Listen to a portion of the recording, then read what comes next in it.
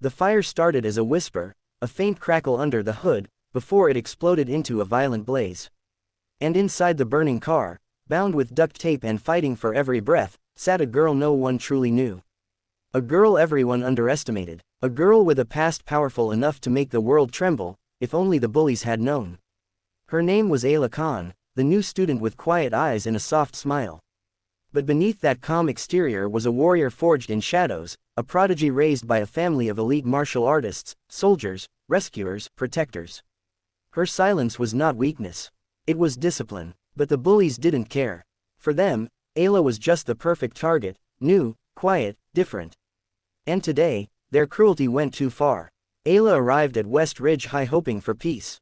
After years of intense martial training from her grandfather, a retired military legend, she wanted a normal life. No fights, no violence, no proving herself. But normal didn't come. Within her first week, she crossed paths with the school's darkest trio: Sabrina, the richest girl in school who fed on jealousy; Joel, a tall brute who followed Sabrina like a loyal dog; and Mason, the reckless troublemaker who always wanted more chaos.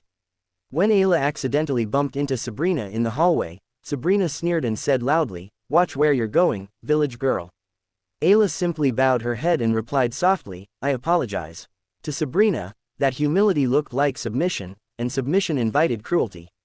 Soon the trio began targeting her every day, shoving her in hallways, mocking her accent, throwing food at her, calling her "Ghost Girl," because she kept to herself.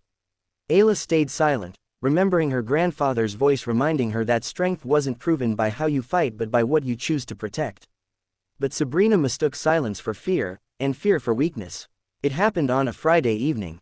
Ayla was walking toward her car in the empty school parking lot, an old hatchback her mother had saved for years to afford. She pulled out her keys, unaware of the three figures hiding behind the vans. A whisper, a footstep, and then, a cloth over her face, an arm around her neck, a painful blow to her ribs. She struggled, but she didn't fight back, not yet. She didn't want to hurt anyone. But the moment she was shoved into her own car, duct tape slapped over her wrists and ankles, she knew something was terribly wrong. Sabrina stood outside the window smirking. "Let's teach her a lesson she'll never forget." Joel tossed a bottle of gasoline. Mason flicked a lighter with shaking excitement. Ayla's heart raced. Her breath quickened, not because she feared them, but because she feared what she might become if she broke her promise of peace. "Please," she said through the closed window, "you don't want to do this." Sabrina laughed. "Oh, we do." The flames started small, just a flicker beneath the car, then spread fast. Smoke filled the air, heat licked her legs, and the three bullies stood at a distance, watching with wide, horrified eyes as the blaze grew larger than they expected. Ayla felt the metal beneath her grow hot.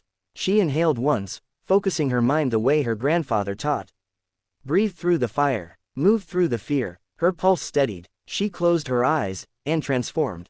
Ayla exhaled sharply, twisting her wrists with precision. Her training taught her how to dislocate a thumb to break free from bindings. The duct tape snapped. She kicked the back door with brutal accuracy, once, twice, until the half-melted latch shattered. She burst out of the burning car like a phoenix rising from ash. Sabrina screamed, Joel stumbled backward, Mason dropped the lighter and bolted. But Ayla didn't chase them yet. She rolled across the pavement to extinguish the flames on her sleeve, then rose slowly, her breathing deep and controlled. Her previously calm eyes now burned with terrifying determination. The trio realized they hadn't trapped a victim. They had awakened a warrior. Mason tried to run, but Ayla leapt over a barrier and cut him off effortlessly. His swings were wild and desperate. She stepped aside, swept his legs, and pinned him with one arm. He whimpered. He had no fight left. Joel rushed at her with a roar. Ayla ducked, landed 3 lightning-fast strikes to his chest and stomach, and he collapsed gasping for air. Finally, Sabrina, shaking, pale, backing away. You're a freak. She stuttered. Ayla stepped closer, her expression unreadable. You tried to kill me, she said quietly.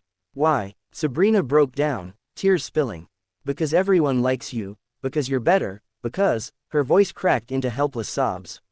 Ayla stared at the girl who nearly took her life, who let insecurity turn into cruelty, jealousy into violence. Then she turned her back and stepped away. I won't hurt you, she said. But you'll answer for what you did. Police sirens wailed in the distance. Someone had seen the fire and called for help. Sabrina collapsed to her knees as officers arrived.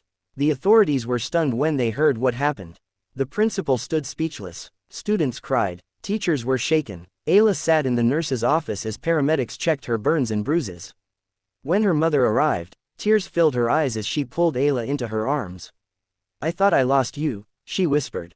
Ayla hugged her back. "I'm okay, Mama. I'm stronger than they know."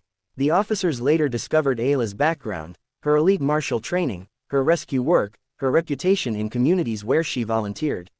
She wasn't just a fighter. She was a legend. The bullies were arrested for attempted murder. The school launched anti-bullying reforms. And Ayla became a symbol of strength, not because she fought back, but because she survived without losing her humanity. A few days later, the school held a gathering. Ayla stepped onto the stage, the room silent. "I'm not here to talk about what happened," she said softly. "I'm here to talk about what should never happen again." She looked at the crowd of students, teachers, and parents. Bullying doesn't start with violence. It starts with silence, with small insults, with believing that hurting someone makes you strong. But real strength is choosing kindness even when the world expects you to break. The room erupted in applause. Ayla didn't return to being invisible. She joined clubs, made friends, and even started a small self-defense class for students who felt afraid. Every scar she carried became a reminder. She survived the fire, literally and inside her heart. And from that day forward, everyone knew the truth. You never know who someone truly is. And sometimes, the quietest girl is the strongest warrior of all.